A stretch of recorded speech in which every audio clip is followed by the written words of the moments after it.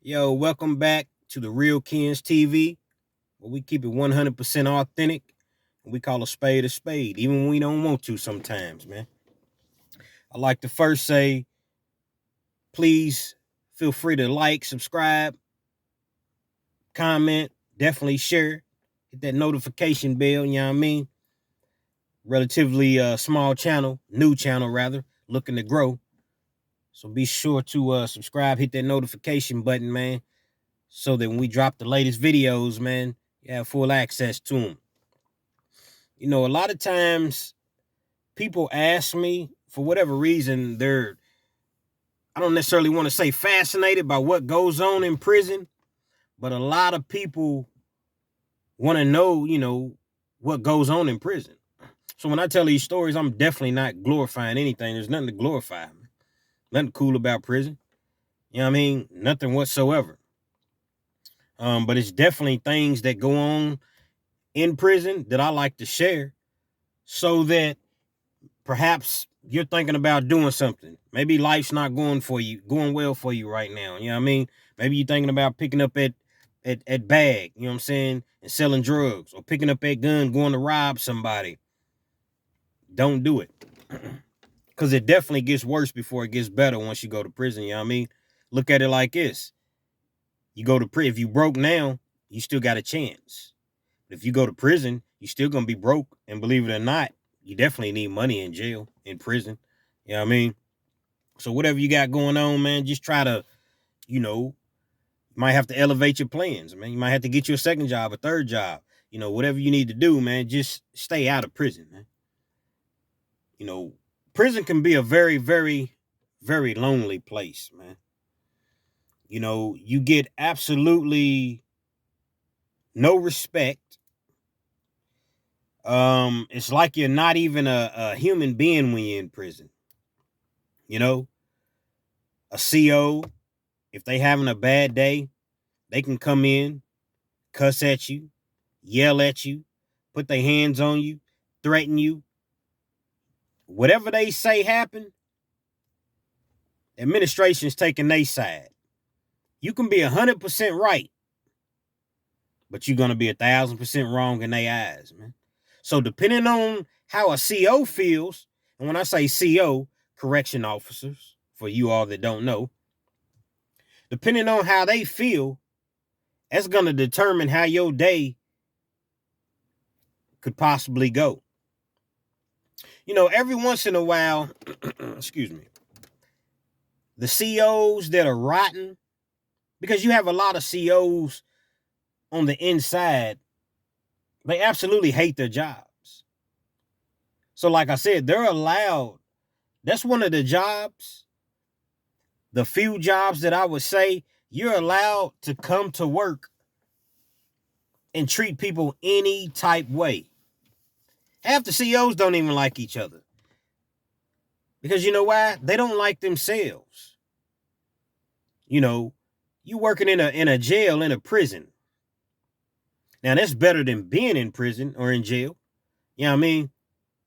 It's an honest living, I guess.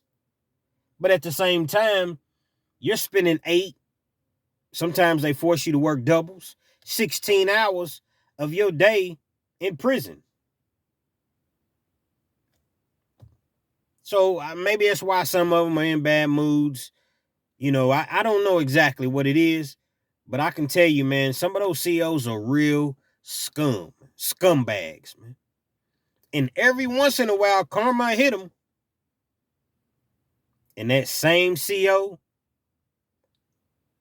that flexed their so-called muscles, you'll look up and lo and behold, they'll be in there with you.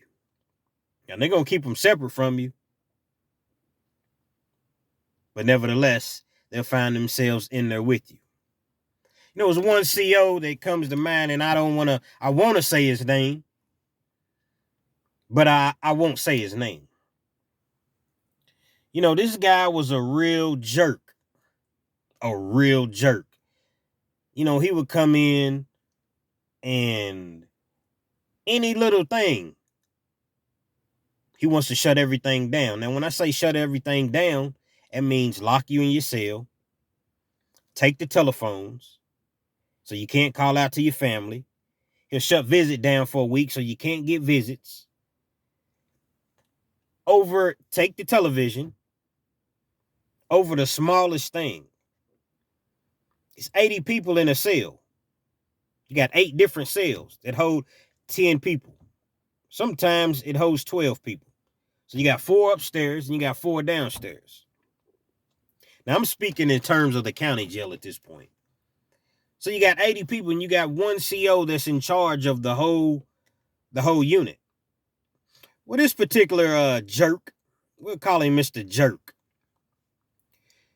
Mr. Jerk comes in and I believe he had just made sergeant. So he comes in, walking. He got his boots all shiny, his uniform all creased up. He walks in, walking around with his hands behind his back, like he's a, hell of a guy or something. So I think this particular day, he finds like a little roach. A little roach is like a cigarette about that yay big. They call them roaches. He claims that he finds a roach. He gives everybody a certain amount of time. I don't remember, maybe 10 minutes. And he says, if nobody claims this roach, visits, phones, TVs, all the games, any sort of entertainment, commissary, any sort of entertainment that you all have will be gone for the next 7 days. Now, it's crazy because this just happened to be like Christmas Eve, I believe. It was either 2 days before Christmas or it was Christmas Eve. But I remember it was about to be Christmas. Now, of course, nobody's going to come forward and be like, yeah, it was mine. Because nobody's trying to go to the hole. So 10 minutes goes past. Of course, nobody says anything. Everything gone. So that means that we're going to spend Christmas. It's already bad enough that you're in jail for Christmas and holidays. But now you're going to be in there with nothing to do. Absolutely nothing. Can't see your family. Can't talk to your family or anything. And the worst part about it, you know how they say the streets talk? Well, prison talks. You know what I mean? So it's like the streets, man. You know what I mean? The worst part about it, it was said that the guys wasn't even smoking. Because we have in that county jail, they have basketball courts in every unit. So you can go outside and play basketball. Everything's glass. So when you go outside, the CO can see you outside. When you're in your cell, the CO can see you. I don't know if you all ever seen the show Oz. Excuse me. Oz is glass. Everything was glass. So it's the same thing in this particular county jail. So it was said that no one was even smoking out there. Which means this guy, this Mr. Jerk, planted a cigarette. Now, this guy was such a jerk, such an asshole. We definitely could see him doing something like that. We ask for, someone, the captain, I believe. They end up coming down. We try to talk to him. He acts like he's listening, but at the end of the day, guess what? He's riding with his officer. Christmas comes the next day or the day after. Like I said, it was either Christmas Eve. I want to say it was Christmas Eve. Christmas comes. We all just sitting in the cell looking silly, man. Can't even call our kids. Can't even call our family and say, Merry Christmas. Can't even see our people, on Christmas. Anything. Just sitting in the cell, man. 10 to 12 people, man. Just looking silly. And this particular CO, he was just known for doing shady stuff, just degrading you, man. He would strip search you when you came back in, because if you worked in the kitchen, even though you never left the jail, if you worked in the kitchen, they strip search you when you come back in. Don't just pat you down. They strip search you. This guy makes you take all your clothes off. He act a little fruity, man, truth be told. And he seemed like he really, really enjoyed his job. Because a lot of CEOs, man, they don't want to see all of that. So if you coming back in from a job or something like that and they strip search you, all right, take your shirt off. You know what I mean? You may take your pants off or whatever, leave your boxers on and, lift your feet up. All right, cool, go ahead. Some don't even make you do that. But this guy, Mr. We're going to change the name. We're not going to call him Mr. Jerk. We're going to call him Mr. Fruity. Tutti Fruity. Mr. Fruity make you take everything off. Everything. You're standing there with no socks on, no rug, no towel on the floor, nothing. A cold ass floor, and you just standing there. The guy takes your boxers.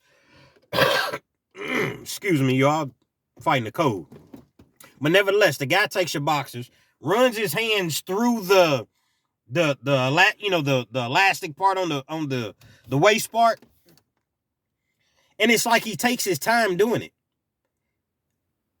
Turns your socks inside out, and then it's crazy because once he gets done looking through everything, he throws your stuff on the floor. So you're just standing there, butt naked. Raise your arms up. Raise your arms up. Stick your tongue out. Shines the flashlight in your mouth. Put your ears back. Looks behind your ears. Lift your sack. Takes the flashlight. Lift it higher. Turn around. Spread your cheeks. Spread them wider. Takes the flashlight. He's shining a flashlight in your cheeks. Very, very degrading. Very degrading. You sitting there like, man, this is crazy, man. You really, really feel violated. And I know some people will say, well, you shouldn't go to jail. Hey, two wrongs don't make a right. I understand we all make mistakes in life, man. A lot of people out here, they do things. They just didn't get caught or they don't look at it as crime. You know what I mean? Now, like I said, we all make mistakes or whatever, but that don't mean that you're just supposed to be treated any type of way just because you're incarcerated. So like I said, spread your cheeks, spread them wider, bend over, keep your cheeks spread, cough 3 times, raise the bottom of your feet up, turn back around. It's like you got to turn back around so we can get a final look at you. Then you put your clothes back on. Then the next person comes in and they do the exact same thing. So you can't go back to your cell in a lot of cases. Sometimes you can, but in a lot of cases, you can't even go back to your cell until everybody's strip searched. It may be 15, 20 people that have to get strip searched to where if you got a cool officer, you in and out. 1 minute, back out. A lot of times, man, they don't even raise your shirt up. Okay, you good. Just stand here for about 30 seconds and make it look good before you walk out because the cameras will see you. This guy is taking almost 5 minutes per person. You know what I mean? So this dude was just known for doing things, antagonizing inmates. You want to bust his head. You want to split his head to the white meat for real. Excuse me. You definitely want to split his head to the white meat. But it's like, if I do something to this guy, he's winning. Because this is really what he wants me to do. He knows that he's a jerk. He knows that he's acting this way. And you can't win. You know what I mean? If you split him, them cowards are going to come. They're going to spray you with some mace. They walk around with cans of mace on their hip. Look like fucking fire extinguishers. And that shit burns. They're going to spray you with mace while you cuffed. You know what I mean? Take you in the hole and beat your ass. So anytime you see some of these prison videos where you'll see a dude on there and they talking about, oh man, excuse me, they had to go get their best 10 for me. They had to go, they lying. I don't care how big, how tough you are. Once you in them cuffs with your hands behind your back and they spraying you with that mace or they shocking you, you know what I mean? You can't, and it's 5 or 6 of them, 7, 8 of them. Ain't nothing you can do, man. They got them shock shields that they bring in. So when they hit you with the shield, they shock you. Ain't nothing you can do. So some of these guys is lying, man. They're exaggerating. I'm not saying all of them, but some of these guys is vastly exaggerating. So you don't really want to go that route by putting your hands on them. You want to, but you know you're only going to extend your stay, because when you go to jail, man, the goal is to make it home. You don't want to extend your stay. You don't want to, make your time even worse. Be away from your family, your loved ones, your kids even longer. You're already feeling bad that you're in there. You've already disappointed everybody. So it's mind over matter. So you got to let a lot of those things go, because you're not going to win, especially with people like that. And what's so crazy, Mr. Fruity, there's a lot of COs that act just like him, sometimes even worse, man. I mean, some of those people, man, they really act like they are the most miserable people on earth, man. They treat your people bad when they come and visit. You can't reason with them when you try to go to them and talk to them and tell them about something, not tell what's going on, in the facility, but like if you have a medical issue or something like that, something of that nature, you got to fill out a form. Okay, well, is there any way you can get the nurse down here? Man, I feel like I'm getting ready to die right now. You know what I mean? You got to fill out the form, and it's going to take 2 or 3 days for the nurse to come see you. So, there's no empathy. There's no compassion. And again, it's not a complaint. It's just telling people exactly how the prison system works. Since so many people tend to be fascinated by it, these are the things that if you decide to pick that gun up, you decide to rob that bank, these are things that you're going to go through. Nobody's exempt from it. So like I said, getting back to Mr. Fruity, because it all ties in. Everything, I'm looping everything. It all ties in. He walks around as though he's just this hell of a guy. He's bigger than the program. So one day, we're watching the news. The news is big in jail. It's pretty much mandatory. There's certain things in jail that's mandatory. So we watching the news. Next thing you know, it says such and such correction officer, Mr. Fruity, was arrested and charged with some sort of child pornography, inappropriate relationship with his girlfriend's daughter, which was a minor at the time. And when I say a minor, I'm not talking about 16 to 17, which that's not good either. Don't get me wrong, 16, 17. But she was like 13 or 14, if that. He's being held at such and such facility. So everybody basically it was like a roar, like a cheer. You know what I mean? Like you was at a football game or a basketball game or something. Everybody's going off, beating the tables. They laughing. That's what you get, bitch. That's what you get, screaming at the TV. So now, the same exact facility that Mr. Fruity thought that he was, untouchable, the roles have reversed. His bond was like $25,000, $30,000. In Kentucky, the bonds are different from a lot of other states, because a lot of other states say you go to, you get arrested and you get booked. Whatever your bond is, it automatically goes to 10%. So if your bond is $50,000, it's $50,000 at 10%, which is $5,000. That's automatic. Not in Kentucky. In Kentucky, your bond is what your bond is, unless the judge comes in and lowers your bond. So I think his bond may have been $25,000, $30,000. So when the judge comes in, she looks at the charges, she looks at the case, she decided not to lower his bond. So his bond remained 25, 30,000. If it was 30,000 in another state, it would have been 30,000 at 10%, which is 3,000. So you follow me? You feel me? So, he remains in there for a while. Now, I was a trustee. So when you're a trustee, you go all over the jail, help clean up, you feed the inmates, you get the food, get the trays or whatever, just nothing really, just gets you out of the cell 5 or 6 hours. Lo and behold, they send me, eventually, it wasn't that same day, but they send me to the unit that he was in, which was the PC unit. I had worked PC unit before. I see him in there. Now the thing about it, I'm just looking at him. I'm looking at him. Now, when you're in the PC walk, it's like 8 cells, I think. And you in a cell, individually. Now, other people can come out. You get so many hours out of the day, maybe 2 or 3 hours out of your cell, and you can walk that walk, but you're the only one out.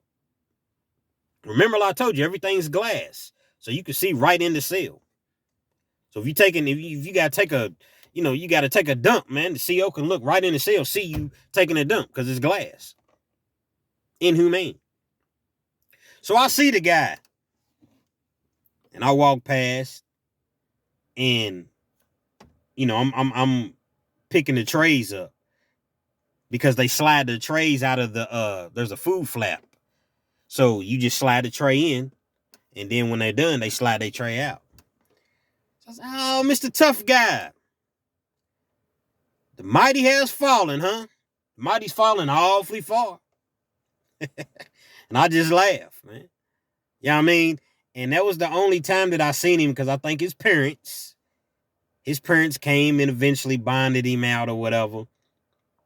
And, what was so crazy is that guy, I think he ended up beating it. Matter of fact, I know he ended up beating it, and the jail had to end up hiring him back at his same position, man. So I don't know if he learned anything from it. He may be even worse now. But the point of this video, other than talking about how degrading the system is and how bad they treat you, there's a message in every video that I leave or that I make. If you don't want to get a haircut, stay out of the barbershop. Because if you hang around the barbershop long enough, guess what? You're eventually going to get a haircut. And I say that to say, it always will get worse by you going to prison. So there's 2 points. Is that you out here, you got a chance. You don't have to go and do anything crazy, man. You know what I mean? You can go get a job. There's a lot of things you can do out here. But when you're in prison, you really don't have a chance. Not while you're in there. And for 2, getting back to Mr. Fruity, nobody escapes karma. I really hope that guy learned a lesson from that, because things definitely could have gotten bad for him. Very bad. If you find yourself in a position of power, no matter what job you have, I don't care if you own the company, I don't care what, treat people well. Don't disrespect people just because you feel like you can. Because you may look up one day, and that very same person that you disrespecting, you right there with them. Or perhaps something happens and you all switch spots. Now they over you. Whatever the case may be, treat people kind. It don't matter if you locked up. It doesn't matter if you locked up. I'm not saying you go in there and you just treat them with respect and dignity. That's it. I know you got a job to do. I know strip searching and things like that is part of it, but you don't have to just outright humiliate a person, man. Degrade them. Imagine that. Think about that strip search, how you would feel. Spread your cheeks even wider. Hold them for 3 seconds. Cough. Cough again. And you have a person shining a flashlight It's truly degrading, man. But if you don't want to have to go through anything like that, stay the hell out of jail, man. Strip search is just part of it. And it happens daily, especially if you get a job on the outside compound or anywhere within the jail. Sometimes you have to do it daily, more than once a day. You don't want to get framed. Stay out the picture. Hopefully this video was informative. Like, comment, subscribe if you haven't already subscribed. Hit that notification bell so you can be notified of my next video. You know what I mean? And I encourage you all to share this video. Share it. Because guess what? You're doing your part by sharing it, because perhaps you own the up and up. Perhaps you have your life together. But maybe you know of someone that doesn't have their life together and needs to see this video. Or even if you don't know someone, you share it, maybe somebody else will see it simply because you shared it. Prison ain't no place for nobody. Nobody. Locking people up, and I'll say this before I go, locking people up, it seems as though it used to be about keeping the criminals, the violent offenders off the streets. Now it's a business. You got private prisons. They make money off of inmates. It's free labor, modern day slavery. But that's a different video for a different day. See you soon. Real Kens TV. We out.